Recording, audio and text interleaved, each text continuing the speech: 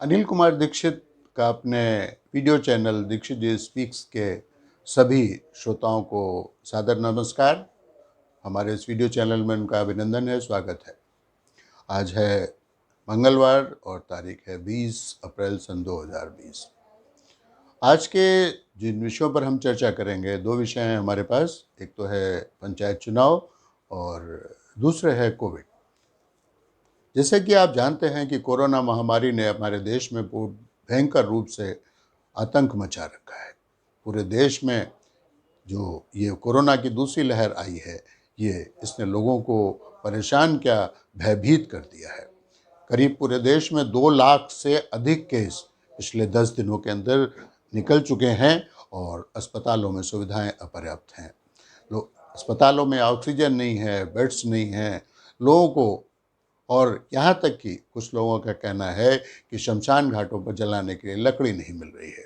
कुछ लोगों का यहाँ तक कहना है कि जो बिजली की भट्टियाँ हैं वो इतनी देर तक जलाई जा रही हैं कि उनमें दरारें पड़ रही हैं। इतना भयावह कोरोना वायरस है। और लोगों के मरने की खबर तो इस प्रकार से आ रही है, अपने नज़दीकी लोगों की खबरें। वैसे तो पूरे हिंदुस्तान में लोग मरते हैं और हमेशा मरते रहते हैं, खबरें आती हैं। ये जो इनको हम जानते हैं कि वो भी कोरोना से मर गया, जैसे कि बिजली के बल्ब फ्यूज़ हो रहे हों, इस तरह की घटनाएं हो रही हैं। लेकिन बहुत ही शोक का विषय है कि सरकार के इतना कुछ कहने के बावजूद, इतना सब संक्रमण देखने के बावजूद भी आदमी नहीं समझता है और लोग अभी भी मास्क का नहीं पहन रहे हैं, सोशल डिस्टेंसिंग मेंटेन नहीं कर रहे हैं। कल जैसे ही हाई कोर्ट ने अपना एक आदेश दिया कि साहब उत्तर प्रदेश सरकार को कि आप लॉकडाउन कीजिए, उसके साथ ही लोगों ने भ्रामक प्रचार चारों ओर फैलाने शुरू कर दिए कि अब 1 हफ्ते का लॉकडाउन हो गया है, और सारी की भीड़ बाज़ारों में सामान खरीदने के लिए उभर आई। उसमें से 75% लोगों ने मास्क नहीं पहने हुए थे और 100% लोग अपने बीच में दूरी का ख्याल नहीं कर रहे थे। दुकानदार भी मास्क नहीं पहने हुए थे और ख़रीदार भी मास्क नहीं पहने थे। राज्य सरकार का नोटिफिकेशन आया कि नहीं आया, इस बात की चिंता किसी ने भी नहीं की। सारे लोगों ने व्हाट्सएप मैसेजेस और जो फेसबुक के ऊपर मैसेजेस आए उनके आधार के ऊपर एक धारणा बना ली और अपने भागने लगे इधर उधर। इसी तरह से दिल्ली में लॉकडाउन को लेकर के वहाँ के कामगार जाने लगे। ये स्थिति बहुत ही भयावह है। एक तो सरकार ने शायद इसकी गंभीरता को नहीं लिया था कि हमारा जो दूसरा आगे भी ऐसा हो सकता है। उन्होंने भी शायद ये समझा था कि ये चला जाएगा और अब हम लोग निश्चिंत हो गए, तो उन्होंने अपने कोविड सेंटर भी बंद कर दिए और इसी तरह से सारी चीज़ें ध्वस्त हो गई। आज अस्पतालों की स्थिति यह है कि कहीं कोई किसी को देखने वाला नहीं है। आपके पास पैसा भी है तो भी कोई हॉस्पिटल वाला आपका इलाज करने के लिए तैयार नहीं है, अगर आपके पास कोई सोर्स सिफारिश नहीं है।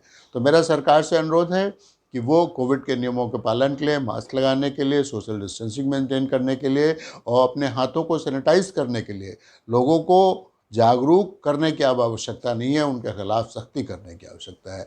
पिछले दिनों मैंने महाराष्ट्र, गुजरात और गोवा आदि जैसे ऐसे राज्य थे जहाँ पर कि कोविड बहुत तेज़ी से फैला हुआ था, वहाँ पर देखा कि लोग इन चीज़ों का बहुत ही अच्छी तरह से पालन कर रहे हैं। तो उसकी मुख्य वजह यही रही थी कि वहाँ पर कानून सख्त था, उनके ऊपर भारी पेनल्टी की जा रही थी और चारों तरफ पुलिस चुस्त और मुस्तैद थी। लेकिन उत्तर प्रदेश में ऐसा नहीं हो रहा है।